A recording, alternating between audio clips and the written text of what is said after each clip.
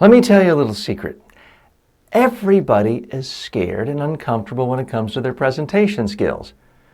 Now, you're a beginner at presentation skills, so you may think, well, of course, I have the right to be scared. What you might not realize is so many people are scared, uncomfortable, nervous, even when they've given thousands of presentations, speeches, media interviews. It's something that doesn't go away for some people. It will go away for you after going through this course. Now, most of what I do in my day job is give face-to-face workshops, one-on-one group workshops with people to help them improve their presentation skills. And quite often, people will start crying when they see themselves on video.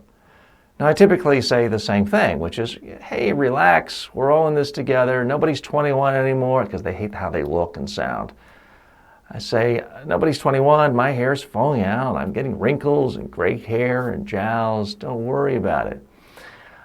I'll never forget one time, it was in my New York City studio, I'm doing a training with a client, public speaking and media training.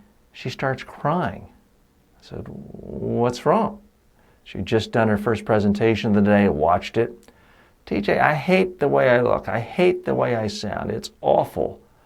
And I was about to say what I normally do, which is, relax, Jennifer, it's not that bad, nobody's 21 anymore.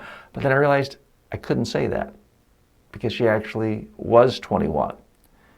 And she was a current Miss Universe. She didn't like the way she looked. She didn't like the way she sounded. How could that be, you're thinking? Because she'd never seen herself on video before. So it's disorienting. It doesn't matter how good you look, how flawless your skin is, or teeth, or anything else, and very few of us are flawless. It's simply disorienting to human beings to watch themselves give presentations.